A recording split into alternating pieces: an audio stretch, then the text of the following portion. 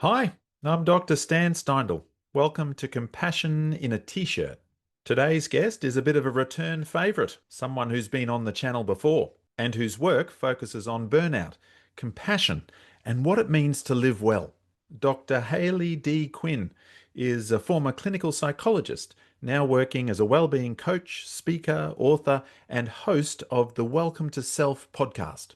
She's also the past president of Compassionate Mind Australia. So compassion isn't just something she's talked about, it's something she's lived, taught, and led with. Today, we'll be discussing her upcoming book, From Self-Neglect to Self-Compassion, a compassionate guide to creating a thriving life, due to be published on the 5th of February 2026. All of Hayley's links are in the description below. Hayley's work focuses on burnout prevention and helping people build lives and businesses that don't come at the cost of their own personal well-being. She brings together clinical expertise, lived experience, and a very real understanding of what happens when we keep putting ourselves last. And so I bring you Dr. Hayley D Quinn.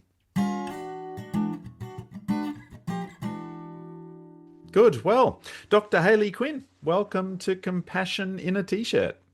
Thank you so much, Stan. It's a pleasure and a pleasure to be back as well. Exactly. I was looking that up actually, and 6th of June 2021. No Uh, way. so time flies. Wow. Gee, June 21, we were still sort of reeling a bit from COVID and Yeah. yes, that was when it was. Wow. Gosh, a lot's changed since then. A lot's changed since then, including you've written a book Yeah. and it's about to come out officially in February. And you've chosen to center this book around the idea, I guess, of self-neglect, which I thought was really cool because in some ways it's a term that perhaps people don't always think of or use explicitly. So how do you understand self-neglect? You know, why do so many of us fall into it, I guess? And Yeah. what tends to be the costs there? Yeah, so I guess, we could look at a definition of self-neglect where people are, not eating, not showering, neglecting their environmental space and those sort of things. But in the book, I'm talking more about these kind of more micro moments of self-neglect, those smaller moments where we are not paying attention to what it is that we need. And this can show up. The book is aimed mainly at women and gender diverse folk. And this can be the sort of messaging that a lot of people have had around not taking care of their own needs, not recognizing what their needs are, perhaps putting everybody else first, realizing that they're perhaps organizing life for their family, their children, but not doing the things that they need to do for themselves. Or even things like not celebrating their achievements along the way. I work with lots of people who just do not stop to acknowledge what they have achieved, whether big or small, and to take some time to celebrate that. It can be moments where you're perhaps justifying why somebody's treating you the way that they treat you rather than seeing that this is actually harmful for you and not doing anything to change that. It might be staying in a job that you really don't like because you're thinking that that's what you need to do or that's what you should do rather than what impact is this having on me? How is this impacting the rest of my life? So it can be lots of micro movements. And I think if these things happen periodically, that's one thing. But a lot of the people I work with, these are the sort of things that are happening daily, weekly, monthly, year upon year. And I think the way that this can impact us is multifaceted. It can have impacts on our interpersonal relationships where we perhaps might start to build up resentment because we're doing lots of giving out, but we're not getting the things we need. That might be because we're with people who don't want to meet those needs for us. Or it might be that we're not expressing what it is we need. And sometimes people will wish that people knew what they wanted. But as we know, people aren't mind readers. And sometimes we need to express what we need.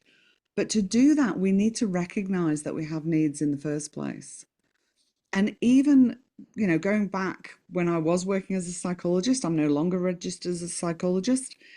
I would work with lots of people who would really struggle to recognize and articulate what their needs were. And I think this can be for many, many different reasons. So we can have this, that we build this resentment that starts to form because we're not getting our needs met in life. But also, it can also impact us emotionally for ourselves, but also physically as well, because we're not tending to the things we need to do. And ultimately, if we are continually neglecting ourselves, one of the things that we can find is that we end up in burnout. And I'm really passionate about burnout prevention because recovering from burnout takes a lot of time, a lot of energy, money, impact on your health, impact on your relationships. So if we can actually prevent this from happening, then the costs are less than if we actually find ourselves in burnout and we're having to recover from that.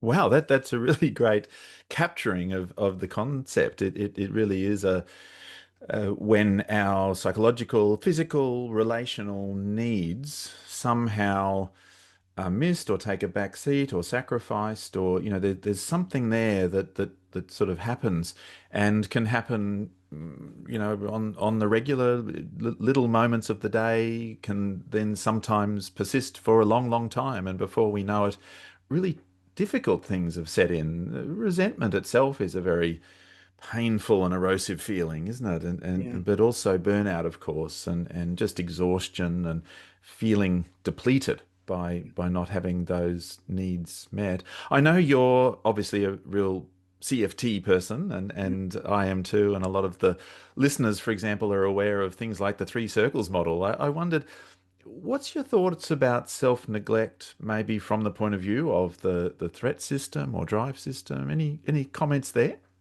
Well, I think, when we think about the three circles, and I talk about the three circles in the book, and whilst I used that as a therapeutic model and framework when I was a psychologist, that work is how I live my life, and it's how I work with all my clients. So it's certainly not anything I'll ever let go of. But I think, that there are so many reasons why taking care of ourselves can put us into our threat system. And again, depending on people's family of origin, their experiences through their life, I think there's many things that can trigger the threat system. And if we haven't developed that soothing system, one of the things we know that can happen is people move into drive to try and settle the threat. And I see this a lot. I work a lot with high achieving women, and I see this a lot where they start to overload, overwork in a way to be enough, do enough, settle how they're feeling. And again, we're on a pathway to burnout with this sort of thing. So if we can start to actually change this relationship with ourselves so that we can recognize what we need and then also take compassionate action, whatever that might look like, and we can use our soothing system to help regulate, to help manage when we need to, then we can avoid kind of falling into this trap of being in drive and being in threat-based drive a lot. And I'll also say with this, because I do work a lot with high achievers, and there can be this fear that it means then they shouldn't be high achieving. So I want to distinguish between values aligned drive, that we can be connected with our passion and our purpose and work that is meaningful, and that can be really helpful and healthy. And then the threat-based drive, where perhaps we feel like we have to take care of everybody else first before we can take care of ourselves, because maybe we had a parent that didn't have capacity to take care of us. Perhaps we were having to look after caregivers when we were younger. Or if we have had messaging, I speak to a lot of people as different things come up of, if you take time to go and sit down, somebody might have said to you when you were younger, what are you doing sitting around? Don't be lazy. You should go find something to do. And people start to get this messaging of like, it's actually not okay to rest. It's not okay to go slow. I have to be purposeful all the time. And I think that can throw us into this threat-based drive, which again, like I say, can send us down that kind of pathway to to burnout, resentment, exhaustion, all those things. If we can recognize this and we can have a relationship with ourselves where we get to a place where we can practice checking in with ourselves, we can understand what we need, and we can feel okay meeting those needs, then I believe we can actually prevent those things from happening. Overdrive, perfectionism, Yeah. masking, maybe they come from a threat-based uh, motive to self-neglect, and then yeah, the sort of lots of kind of difficulties might fall out of that. There is sort of a compassionate aspiration, or those sorts of things that we can work towards, but it's that sort of threat-based drive, which then makes me and last little clarifying question about self-neglect, I guess, but where is self-criticism then potentially fitting in as part of what might be maintaining the self-neglect? Well, I think, and again, I think we need to look at ourselves. And this is where I always say to people, it's really important to understand yourself, your own experiences, your own history, so that we can then think about, okay, where is that coming from? That may be something that has been developed from very early in life, as we know. Perhaps you've had a very critical caregiver, and you've internalized that. Or it may be because, like for me, for example, I had a very toxic relationship with myself prior to being very grateful to finding compassion focused therapy, and forever grateful to Professor Paul Gilbert. Certainly been life changing for me. But I had a lot of self criticism. I had a lot of trying to prove myself because I didn't feel like I was good enough. I would push myself in a harsh way all the time to try and do the things I thought I needed to do. I'm also a late diagnosed autistic woman with ADHD. I was 52 before I found that out. So I'd spent my whole life feeling defective, feeling like I'd been dropped off on the wrong planet. I didn't know what was wrong with me because I didn't fit with either people I was trying to fit with or circumstances I was in. So I think there's lots of stuff around that can be, I guess, perpetuating the self neglect. It's not okay to stop. You've got to keep going because they certainly, in my experience, for my own personal experience, but also in the work that I do, they very much tend to sit hand in hand. That if Mm. somebody is quite neglectful for whatever reason, that the self criticism can sit along that. Mm. It's It's almost rare like, that I've met somebody that is overly people pleasing, highly perfectionistic, high achieving in a threat based way, that doesn't have a robust self critic. yes, the critic sort of beats us into self-neglect a little bit, Yeah. for the sake of others and achievement and all the Yeah. rest of that. Actually, your book, the first part of your book, really is about starting where you are and getting to know yourself more honestly. Yeah. How would someone begin that process? How do we turn towards ourselves in this open-hearted, open-minded way to really get to know ourselves more honestly? Yeah. So in the book is very reflective. There's lots of practical questions and there's really beautiful meditations throughout the book as well. Um, but for me, I start with, and this was my journey. I started with thinking, well, if I was going to meet a new friend, what would I do? And I would actually ask them questions and then I would listen to what they said to the best of my ability. I have ADHD. Sometimes my brain zooms off somewhere else. So I thought, well, what if I did that with myself?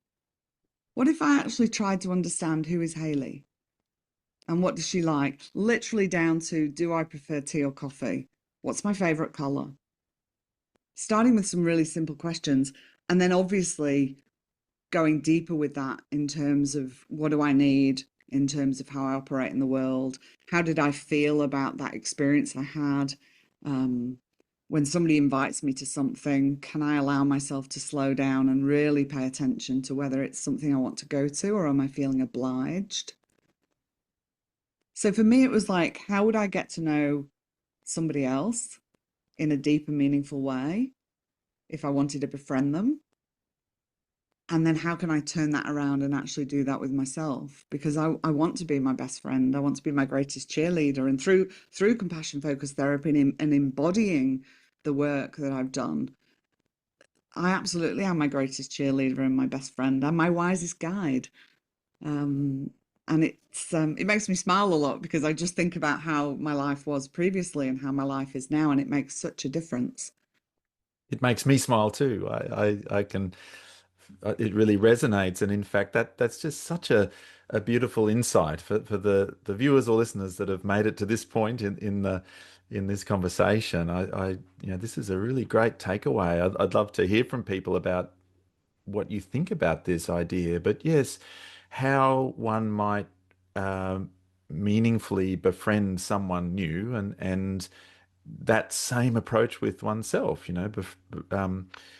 asking questions, really listening to the answer, taking that approach is so interesting. You mentioned preferences, and I remember Paul Gilbert mentioned at one stage that sometimes or it might have been Graham Music on one of the episodes that mentioned that for those of people who were neglected as a child, that preferences are often really difficult. Like it's hard to pin it down and to know really what my preferences are because I've never been really encouraged to have them. What do you notice there in terms of people who are also more self-neglectful and maybe have a history of criticism or neglect themselves, Yeah. and trying to do this disentangling of preferences? Yeah. Look, I think first of all, I would say this isn't easy work. And I Hmm. say this in the book. Like this isn't easy work. This is asking us to face things that are challenging and have been challenging and to do things differently. And we know that as humans, behavior change is hard because if it wasn't, we'd all be living our absolute ideal lives, right? If it was Yes. easy. So, first of all, I'd say, like, go gently with yourself. This isn't something you need to change overnight. This is an ongoing relationship you're going to have with yourself. And like any relationship, this will change. So, what you learn about yourself today is not, if you wrote it all down and in 6 months, a year, 5 years, 10 years you went back to that and asked yourself who you are and what you like and what you do, that's not going to be the same list. It was highly unlikely it's going to be the same list. It might be that you want to do this work with a therapist or a coach or somebody, or buy my book and work through it with a trusted friend. But it might be that you want to have that support. But also, you don't need to know the answer straight away.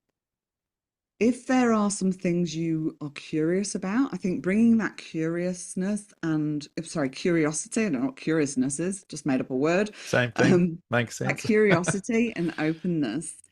And maybe there's some things you might like to try on. It's like, well, actually, I'm going to see if I like that. So I'm going to do that thing, or I'm going to try that thing, or eat that thing, or whatever it might be. And then I'm going to reflect on what that was like for me and did I like it or not. And like with some things, we don't want to just try them once and say that's not for me. Sometimes we need to do things a few times. But some things you might try and just know instantly that doesn't work for me and that's okay. Or that doesn't work for me right now. And it's something I might come back to later. But I always say go gently with yourself. Anyone that knows me or has listened to me, I say this a lot, go gently with yourself. And that's not about being passive. It's not about, just giving yourself an easy mark all the time. It's about understanding that you don't need to have everything fixed. You don't need to put pressure on yourself unnecessarily. No matter what needs to happen or what's going on in your life, you can do that with a gentleness. You can bring compassion to everything that you do. And as you know, Stan, sometimes compassion is about saying, take a break, take it easy, go and rest. And sometimes compassion is about do that hard thing, because if you do that hard thing today, then tomorrow is going to be easier. So I'd say, like, go gently, and if you need support, have support, but you don't need to have all the answers today. Mm, lovely. I was speaking to Ross White last week on the channel, and his phrase that he mentioned was strong intentions, light attachment, and it sort of reflects what you're saying a little bit. That where we have a strong sense of wanting to move in a direction in a sense, and especially based on values and kind of creating that meaning, but we sort of hold lightly to how it should happen or when it should happen or what the outcome must be. It's also got a little almost a graduated exposure element to it, Yeah. doesn't it? That we just little steps, getting used to it, gradually getting there. Your book also invites readers to reconnect with values Yeah. and hopes and this sort of possible future self in a way. Hope has been really interesting to me lately, but when people are a bit burnt out, that can feel sort of hard or a bit daunting. How do you help people to perhaps open up to possibilities or reconnect to their values, without it sometimes meaning that they slip back into the threat-based drive with it, maybe, or something like that. How do you help people find their way with that? Yeah. So again, I'd say start small and also acknowledge that you probably will slip back into threat-based drive. That's highly likely. With change comes discomfort, and it can feel hard. And I always remember hearing people when I was working as a therapist and also working as a coach, it's hard, it's hard. And I say it myself, oh, it's hard. And what I hear in that is, you don't like it. You don't Mm, like it, and you don't really want to do the thing that would make it change. You'd rather do the thing that's familiar because it's easier, right? And people might not like hearing this. This is one of those uncomfortable truths sometimes. But we have to be willing to be with some discomfort. Yeah. If we want change, because any change comes with it some discomfort. Even mm, if it's positive change, we have to let go of something else. Yeah. And I think it's that thing of, I talk in the book about what dreams did you let go? There might be things that people do know what it is they want, but they let go of them because life got busy or they had children. And it's like, but no, I'm now a parent, so I can't focus on what I want. I have to just be a parent. Whereas we can actually have both things. We can have a life that feels nourishing outside of parenthood and be a good parent. So, thinking about what are some of the things that you've perhaps left behind that you've let go of. I think I talk about them sitting in the dream corner collecting dust. oh, yes. And then thinking about what might be some possibilities. Can we allow ourselves, even if it was for 2 minutes, to just daydream and see what shows up? And again, be curious, always bringing this curiosity. And that we don't have to change everything all at once. I think when we try and set very big goals to change everything or intentions to change everything, we can very much end up in threat because it starts to feel very overwhelming. Like, well, I can't change all these things. It's impossible. I don't have time, or I don't have resources, or I don't have the space, whatever it is. But what might be one small thing that could be different? So, again, it's that going gently with yourself, not trying to take everything on all at the same time, starting small, and as best you can, taking the pressure off. Mm. And curiosity, or some may call it curiousness, but that Curiousness. that comes up again, doesn't it? Especially with values, like it's a sort of it's a curious pursuit in a way. What are my values? What's important to me? What have I maybe left behind, or even kind of sacrificed in order to do these other things? And they're those sort of LY words, aren't they? Living wisely or persistently or creatively, or but what might that be? Are there little techniques you bring in the book that helps people to sort of explore their own values? There are exercises. You have me think. I have ADHD, so oftentimes I forget what I've done. But there are things, and also looking at whose value is this? Are we, Ah, because I think one of the common things that can happen is we yep. actually collect other people's values, particularly I find with the neurodivergent among us. Hmm. I talk about having described myself as a chameleon in the past. And I think a lot of people who find themselves in those kind of people pleasing, perfectionist, all this stuff we've been talking about, can find themselves kind of morphing themselves into a version of what other people want or need them to be. And in that, you can take on other people's values. So I think an important piece of this is when you think about what your values are, is then to look at them and think, well, actually, are they mine? Where did I develop that? And more importantly, do I want to move forward in my life with it? Or is it something I can acknowledge that actually this was a value of somebody else's, whoever it might be, and I'm going to focus on the values that I know are truly meaningful to me? Hmm. Yeah, so you sort of allude there to kind of the next big theme of the book, which really is about self-compassion and boundaries, I suppose. Being able to understand how we're separate from and not separate from, I guess, those around us, and how just the importance of compassionate or self-compassionate boundaries are. But they're hard too, like all of this is the work, isn't it? It's Absolutely. the classic thing with self-compassion is not necessarily just what feels good. It might be what's good for us in a sense, and but it's hard, and boundaries are hard. Why do you think those sort of compassionate or self-compassionate boundaries are so hard for many people, even when they often know too that perhaps they're needed?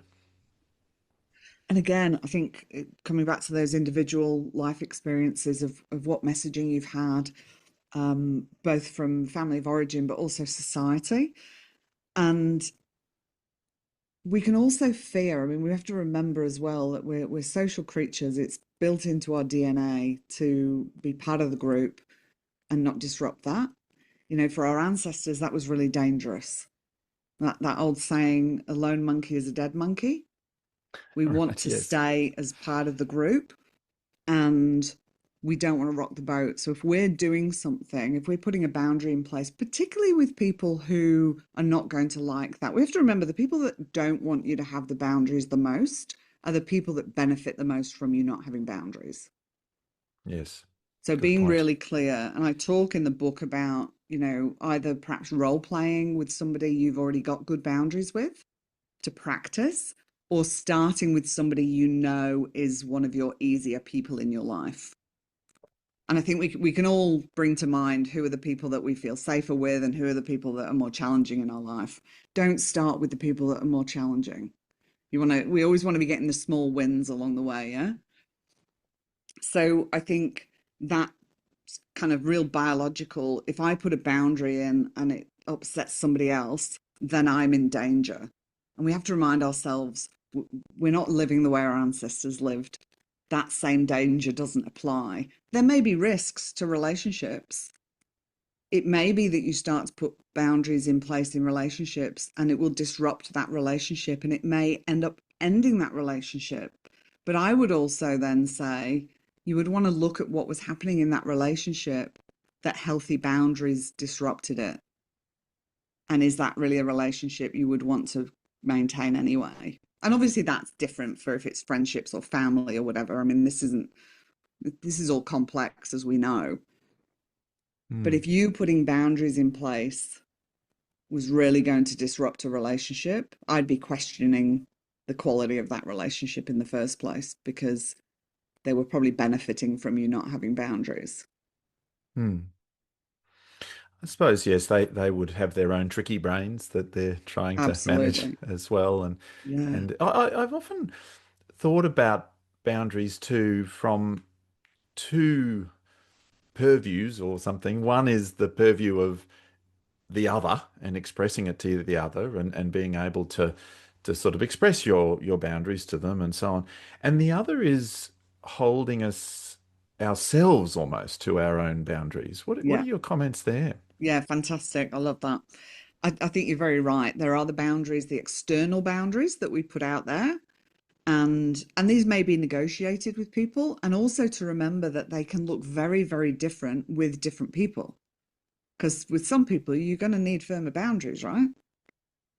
And with other people, they can be quite unspoken because they're not people that kind of overstep anyway. Then we have the building of self trust. And I think that comes from having boundaries with ourselves that we then don't violate. So if it's something that we want to do in terms of taking care of our health and well-being, we have things in place of, you know, I'm not going to stay up till midnight every night. I'm going to make sure I have a, for me, it's important that I get my sleep. So I have a bedtime routine and I have a window that I ideally go to bed. And I meet that 90% of the time with some flexibility that if somebody invited me to a party that I wanted to go to, that I might be out later and I'll get home late and go to bed late. But in doing that, I'm building trust with myself. Sleep is really important for me individually.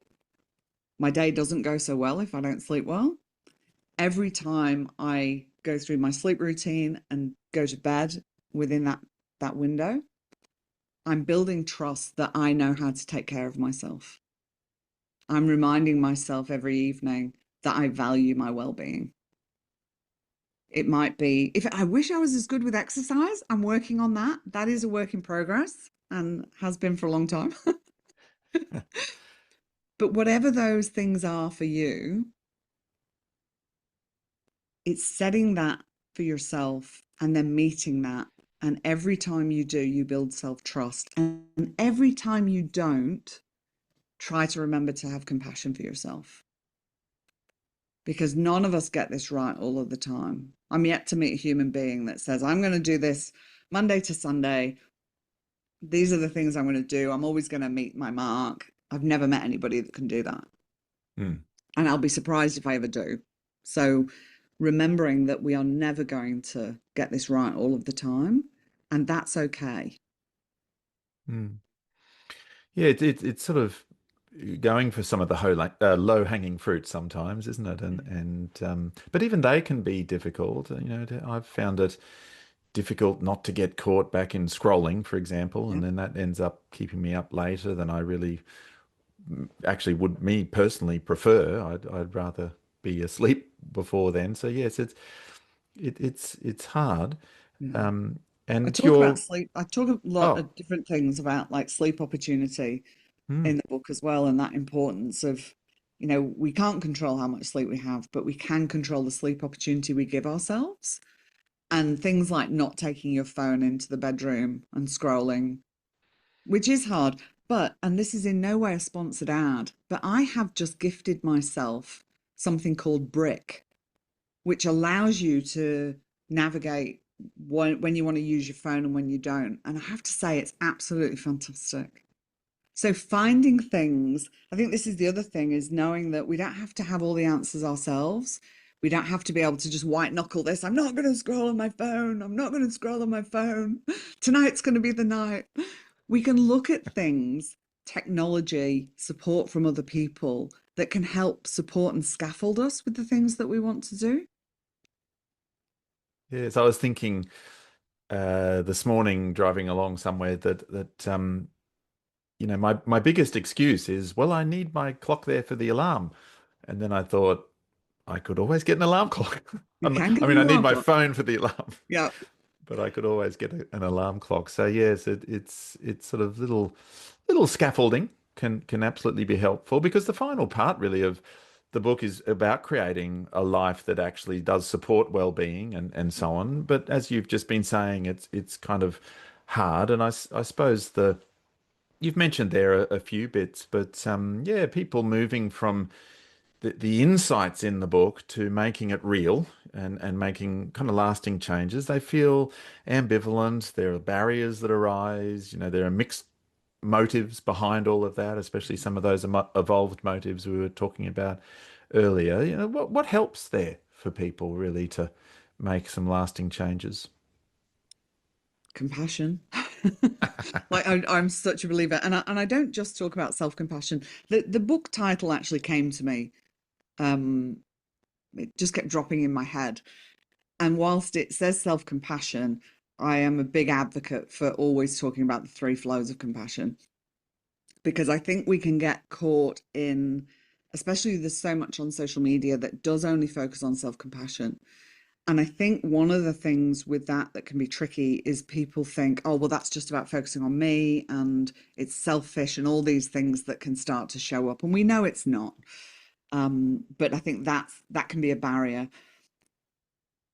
And the other thing I find that people really struggle with is the receiving compassion. And Stan, it's funny, I should just realize that you are one of the actors in this part of my life.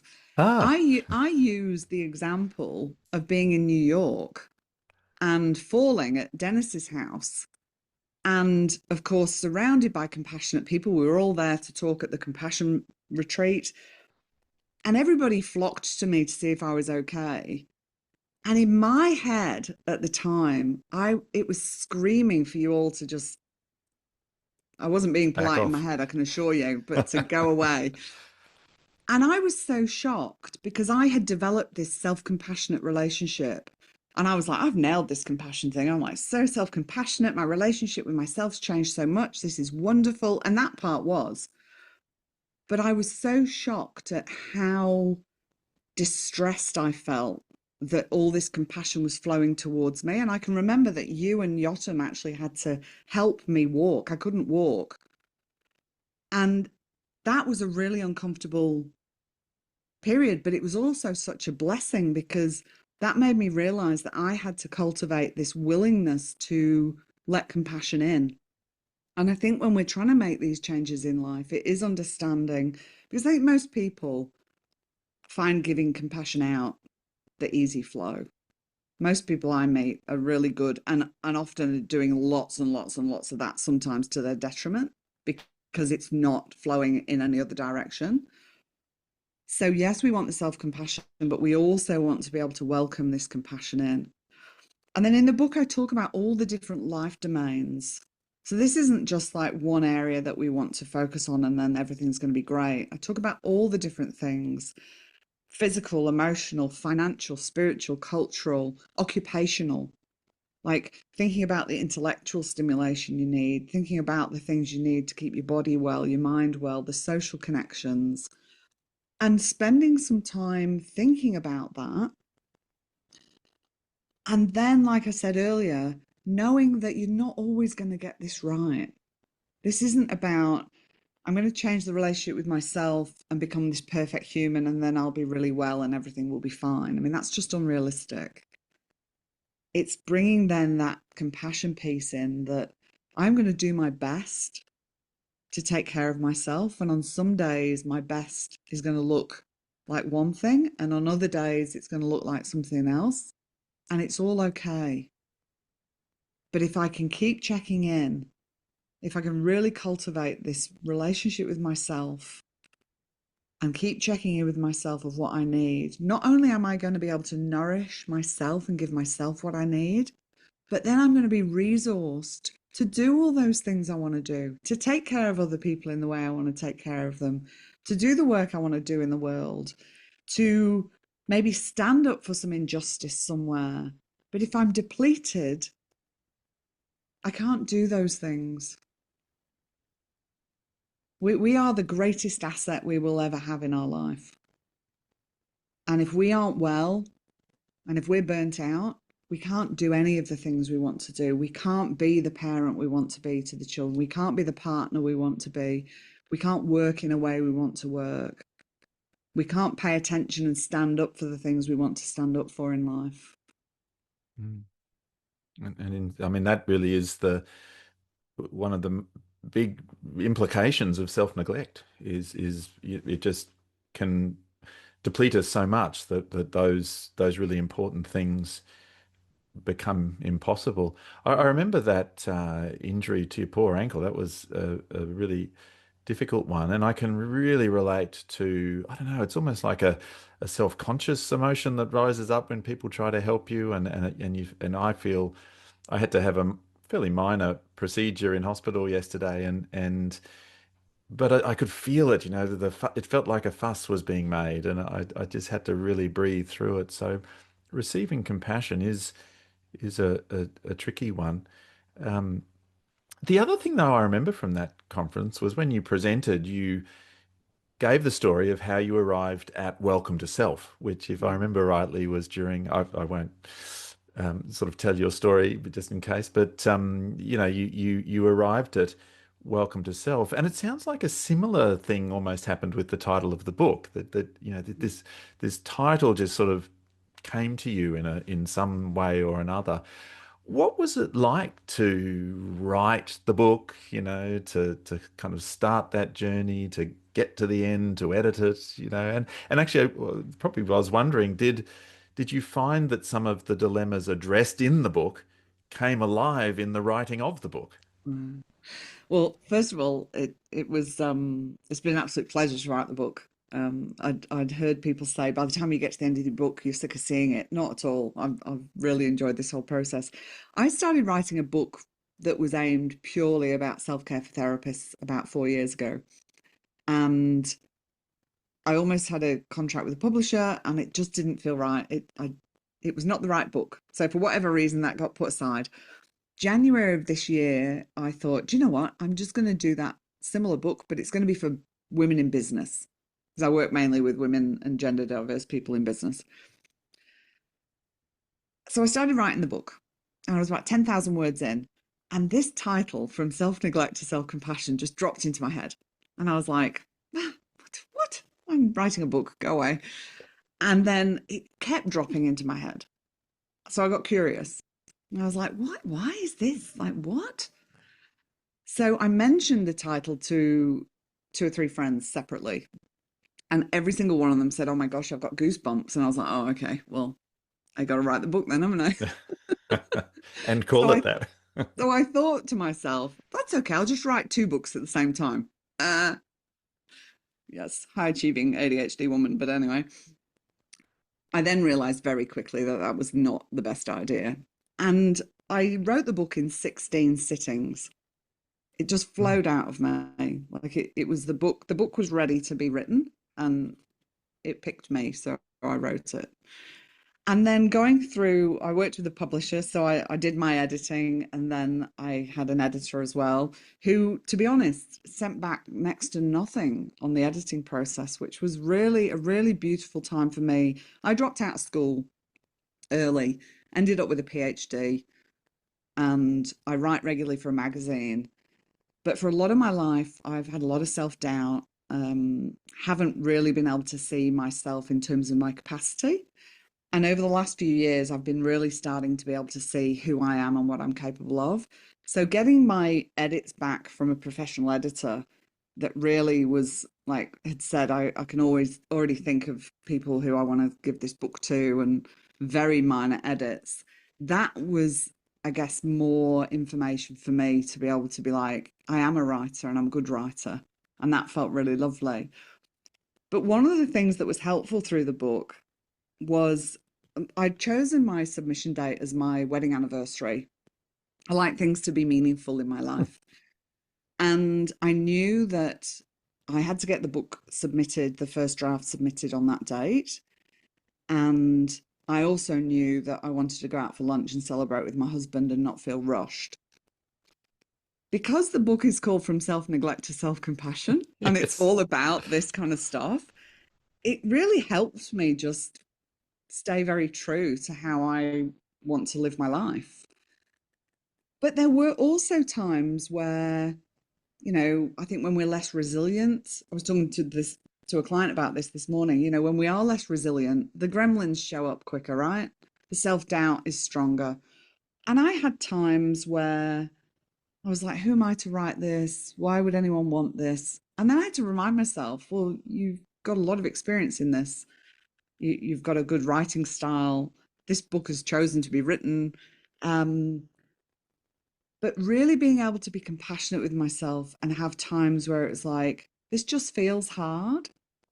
There was that I've put some of my story in the beginning, and there's times in my life that have been extremely challenging. I've had my own mental health challenges, and I talk about that in the book. So there was times where I was really conscious of going gently with myself and bringing compassion to myself and reminding myself it is hard. And you know this, you've written a book, you're putting yourself out into the world. It's a vulnerable thing to do. I had the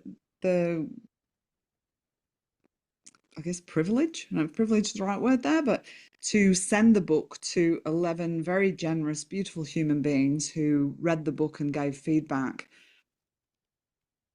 that is in the front of the book. And when I went to send that to those people, that was a time where I was like, I think I want to be sick.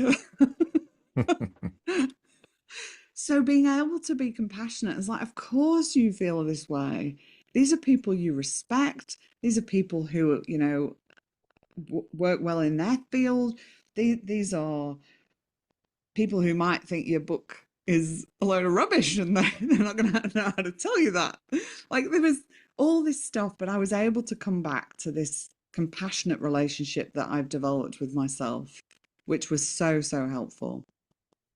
And like I say, the book itself has been, it couldn't not be a reminder to myself throughout the whole process to remember the things that I do and the work that I do. And well, one of the biggest compliments I get often from people is how I walk my talk. Um, and I do because I know what life is like living a different way. And I know what that was like for my health, mental and physical. Um, and I don't want to live like that. So I believe in this work and it's been absolutely life changing for me. And like I said at the beginning, I'll be forever grateful to Professor Paul Gilbert and all the other wonderful people who I've done my learning with along the way, and the privilege it was to be a psychologist and to be able to see this work change other people's lives as well. So, so yeah. Mm. The book and the writing of the book really is exemplar of what you're really sort of trying to say, and that this sort of it's threading the needle a little bit, isn't it, between the self-care and the aspirations that we have, I suppose, and the values, sometimes the mixed and competing values, but being able to, for example, submission date was on the date of your wedding anniversary, and we can do that. We can sort of live according to values that might be sort of difficult to put together, but we can do it, especially when we have the self-care, the opposite of self-neglect, the self-appreciation, the self-compassion, the self-care, and so on, kind of in the background, and creating Yeah. a solid ground. I mean, if someone's listening and just recognizes this dilemma, I suppose, they're feeling stretched, they're feeling exhausted, they've been quietly neglecting themselves, and yet they do have aspirations, they have goals, they things they'd like to do. What's one small or what one kind of kind step perhaps that you'd invite them to take from here? I think for me, I get asked this question a bit, and I think for me, it's that, can you just check in with yourself? Can you literally take 30 seconds? Everybody, like, even if you're the busiest person on the planet, you have enough time to just slow down a moment and check in with yourself. And I know that's not easy, but if you could just ask yourself, how am I feeling? And for some people, that could in itself be quite hard. They might not recognize that. Or what do I need? What do I need right now? Maybe it's a glass of water. Maybe it's to just look out of the window. Maybe I've been at my computer for hours and I literally just need to let my eyes look into the distance for 30 seconds. Mm. Maybe it is saying to somebody in your life who feels like a safe person for you, I don't feel okay and I want this to change. You might not know how, you might have no idea how you're going to do that, but you're acknowledging, or it might even be saying to yourself, oh, I don't feel okay and I want this to change. Like it doesn't have to be some big thing. Mm. It might be in the morning, I'm going to go for a walk. Like it could be so different for everybody, but it's that thing of if I could just ask myself, what is one thing that would be helpful right now? What would that be? And that's going to be different for everybody. Mm. Yeah, a pause, a checking in. Yeah. How am I feeling? What am I needing? And maybe also that little added sweetener of inviting others in, Mm. safe people, but just letting them know, or having that support, Yeah. making that a first little step in that direction. Yeah. I think for me, and I talk about this in the book, that we can want to avoid ourselves. And I get it. I did that because being in touch with myself was painful. I didn't want to know what was going on. I didn't want to listen to the inner dialogue because it was brutal. But not connecting with myself and not listening to that meant that I lived a life that was full of pain and suffering. Mm. And I didn't allow myself to dream. And there wasn't a huge amount of joy in my life. So, whilst checking in with myself was probably one of the hardest practices, it's become one of my favorite. So I can't wait to meet myself in the morning when I wake up. I'm like, hey, how are you going? How did you sleep? What have you got on today? What do you need? Do you need any help to do that? Is there anything that you've got in your diary that really you don't need to have in there you could get rid of? Or like I have these conversations with myself. If I'm feeling depleted, I'll go back to my calendar and I'll look and I really will be really radically honest about what needs to stay in here right now. And if you find yourself going, oh, but everything's important. Okay, well, if you keep doing everything and then you're burnt out in 6 months' time, how's that going to be? Because that is the reality, and it can sound a bit harsh. It's like we can make every reason why we have to keep doing the things we're doing and doing everything for everybody and not taking care of ourselves and not getting to that doctor's appointment. But what's the cost? And what would your 80-year-old self think of that? Wonderful stuff. Well, I better let you go. I know you've probably got stuff to go on to do, or whatever it might be. But I was just thinking the first time we met on Compassion in a T-shirt, you talked about self-care essentials. And so it's really just a joy to see the development of your ideas and the way that you've, followed your nose a bit, or just been sort of inspired along the way, and this title came in, and then before you know it, 16 sittings later, you have a book, and it's very, very exciting. I'll put links and so on to all of these various things that we've mentioned today in the description. But yes, Dr. Hayley Quinn, thank you very much for joining me on Compassion in a T-shirt. Thank you so much, Stan. It's been an absolute pleasure.